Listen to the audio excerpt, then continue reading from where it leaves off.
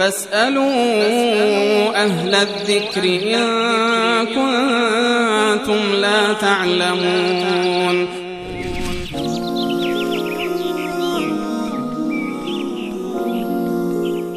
سوال بعدی بیننده پرسیدن که صدیق هستم از تهران. من یک پسر 5 ساله داشتم، رفت زیر ماشین فوت شد.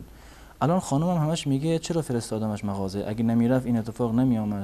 نمیافتاد، همش غصه میخوره. آیا از روز اول نوشته شده که زیر ماشین میشه یا ما به فکر بچه نمیافتیم؟ یعنی یک نوع سوال درباره این قضا و قدر و این امور. من تسلیت عرض میکنم به این دوست گرامی و خانوادهشون این ضایعه را که انشالله الله متعال این ضایعه را در میزان حسنات شما قرار بدهد و اجر و پاداشی را که در برابر مصیبت و صبر در هنگام مصیبت الله متعال وعده کرده، انشالله که شما این اجر و پاداش را به صورت کامل بهره‌مند بشوید از آن و انشالله که الله متعال شما را نعم البدل عنایت بفرماید. در مورد تقدیر، ما اهل سنت و الجماعت تقدیر را و ایمان به تقدیر، باور به تقدیر را یکی از اصول ایمان خودمون میدونیم و در روایت معروفی هست از حضرت رسول الله صلی الله علیه وسلم که معروف است به حدیث جبرائیل که حضرت جبرائیل علیه السلام اومدن در محضر رسول الله صلی الله علیه وسلم و از ایشون خواستند که ایمان را براشون تعریف بکنه. رسول الله صلی الله علیه وسلم در تعریف ایمان این جمله رو فرمودن: الایمان ان تؤمن بالله و ملائکته و کتبه و رسله و الیوم الاخر و القدر خیره و شره من الله تعالی. و این یکی از مفاد ایمان هست، یکی از اصول ایمان و باور اسلامی این است که ما به قضا و قدر ایمان داشته باشیم، به تقدیر و سرنوشتی که الله متعال برای ما رقم زده. روایتی هست در صحیح مسلم که رسول الله صلی الله علیه وسلم می‌فرمایند که الله متعال تقدیر مخلوقات را، سرنوشت مخلوقات را در واقع 50,000 سال قبل از آفرینش آسمان و زمین نوشته. یعنی آن چیزی که امروزه در دنیا اتفاق میافتد، از آدم گرفته تا خاتم و تا روز قیامت اتفاق میافتد و بعد از قیامت در آخرت اتفاق میافتد، تمام اینها بر اساس تقدیر الله متعال هست. اجل و مرگی رو که الله متعال برای انسان تعیین کرده به هیچ عنوان قابل تقدیم و قابل تأخیر نیست. وقت و زمانش به هیچ عنوان در واقع تغییر پیدا نمی کند. اون گونه که خداوند متعال در قرآن کریم در سوره اعراف این مطلب را اشاره کردند و این گونه فرمودند که فاذا جاء اجلهم لا یستأخرون ساعة ولا یستقدمون. وقتی که اجل یک انسانی فرا برسد در واقع نه از اون وقت مشخص جلوتر انسان میمیرد و نه اینکه بعد از آن بمیرد.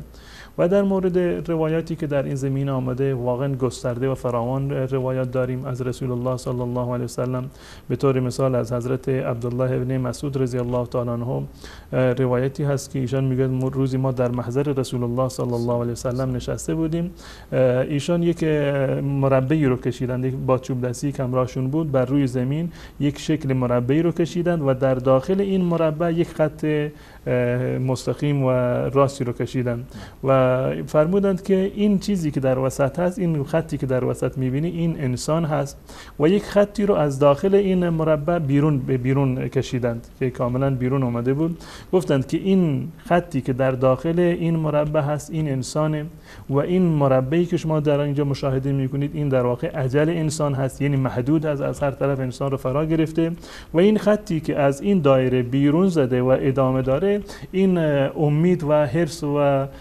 رؤیاها و آرزوهای انسان است. پس بنابراین از این روایت هم معلوم می شود که تقدیر رو الله متعال قبلا برای انسانها به صورت کامل مشخص کرده و در تعریف تقدیر ما یک تقدیری داریم که به عنوان تقدیر عمری مشخص است، یعنی تقدیری که علاوه بر اون تقدیری که الله متعال 50,000 سال قبل از خلقت آسمان ها و زمین نوشته، یک تقدیری هست که بسته به خود فرد هست، یعنی مخصوص خود این فرد هست و در روایت اومده که رسول الله صلی الله الله علیه وسلم که روایت از ابن مسعود هست در صحیح بخاری و مسلم که اطوار و مراحل خلقت انسان رو در واقع توضیح میدهد. در این روایت اومده که بعد از 120 روز زمانی که انسان در شکم مادر هست، بعد از آن روح دمیده می شود و به محض دمیدن روح خداوند متعال یک فرشته رو میفرستد که این فرشته مأمور هست که عمل این انسان را و رزق و روزی این انسان را و اجلش را و سعادت و شقاوتش رو در واقع بنویسد. این تقدیر عمری هست برای هر انسانی، این به صورت جداگانه هست.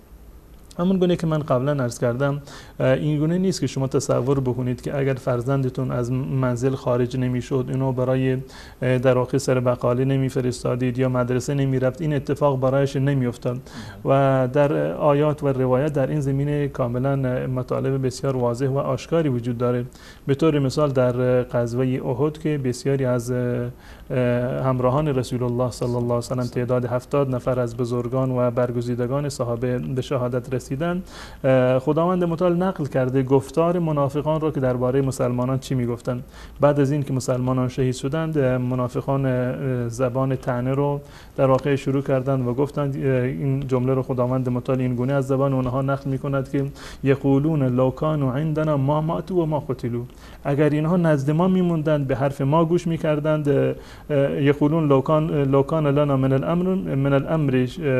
شیء ما قتلنا هنا، اگر حرف ما رو قبول میکردن، ما در اینجا رأی میداشتیم، ما در اینجا کشته نمیشدیم در این میدان در واقع احد. خداوند متعال در جوابشون میفرماید قل لو کنتم فی بیوتکم لبرز الذین کتب علیهم القتل الی مضاجعهم، اگر شما در منزلهای خودتون هم نشسته بودید، اون کسانی که قرار بود در میدان احد بمیرند، اونها ناخودآگاه خودشون به اینجا میرسوندند. یعنی اون جایی که محل قتل هست، محل شهادت هست یا محل وفات انسان هست، به هر بهانه‌ای در واقع انسان به اونجا میرسه. و همچنین در روایات های دیگری داریم از رسول الله صلی الله علیه و سلم در مورد این که انسان نباید در مورد اتفاقاتی که میفته این بحث لو را اگر فلان میکردم فلان نمیشد، این بحث رو به صورت کلی بر خودش ببندد. رسول الله صلی الله علیه و سلم در حدیثی که حضرت ابو هریره در صحیح مسلم روایت کرده میفرماند المؤمن القوی خیر و احب الی الله من المؤمن الضعیف، مؤمن قوی و استوار نزد الله متعال محبوب تر هست از اون مؤمنی که ضعیف و ناتوان هست. و فی کل خیر، و تمام مؤمنان خیر دارند، به محض این که انسان ایمانی داشته باشد، معتقد باشد، همه این در واقع در خیر و خوبی با همدیگر شریک هستند. در این روایت در ادامه رسول الله صلی الله علیه و آله توصیه می‌کند احرص علی ما ینفعک، کارهایی رو که میدانید که برای شما مفید هست اون کارها رو انجام بدهید. واستعن بالله ولا تعجز، از الله متعال کمک بگیر و استعانه بکن از الله متعال و عجز و ناتوانی رو پیشه مکن. در ادامه میفرماید و این اصابک شیء، اگر یک چیزی به شما رسید فلا تقل لو فعلت لکان کذا و کذا، دیگه بعد از اینکه یک مصیبتی برای شما اومد، اتفاق افتاد، نگو اگر من فلان کار رو میکردم فلان و بهمان میشد یا فلان و بهمان در واقع نمیشد. در ادامه روایتون ولکن قل قدر الله و ما شاء فعل، این یعنی تکیه زبان شما این باشه که الله متعال برای من مقدر کرده بود و هر چیزی رو که الله مقدر کرده اون در واقع اتفاق میفته. و در ادامه رسول الله فرمودند که فإن لو تفتح عمل الشیطان، این لو کار شیطان رو در واقع کارهای شیطانی رو دامن میزنه. قطعا این گونه از زمانی که انسان ایمان به تقدیرش در واقع سست باشد، اگر این لیت و لعل و اگرها رو در بابش رو در زندگی خودش باز بکند، این وسواس به هیچ عنوان از در واقع از زندگیش بیرون نمیرود تا آخر که زنده هست. اگر فلان کار رو نمیکردم این حسرت رو میکنه. اتفاقی که افتاده گذشته و رفته، سخت بوده و یک اتفاق جانکاهی بوده، مصیبت بزرگی بوده، منتها گذشته و رفته، بر اساس تقدیر الله متعال بوده. و جواب این بینندمون این است که تمام اتفاقاتی که نه تنها برای انسان بلکه برای تمام جهان هستی میافتد، از زمان آدم، از زمان خلقت زمین و آسمان تا آخرین لحظه دنیا و در بعد از آخرت، تمام اینها رو الله متعال در لوح محفوظ ثبت کرده. و تمام اتفاقات، حتی افتادن یک برگه از درخت درختی که میافتد اینا بر اساس اون تقدیری هست و بر اساس اون زمانی هست که الله متعال اینو تعیین کرده. پس تمام اتفاقات خیر و شر از جانب الله متعال هستند و ما باید به الله متعال در این زمینه ایمان داشته باشیم و تقدیری رو که الله متعال برای ما مشخص کرده اونو بپذیریم و این ایمان به تقدیر سبب می شود که ما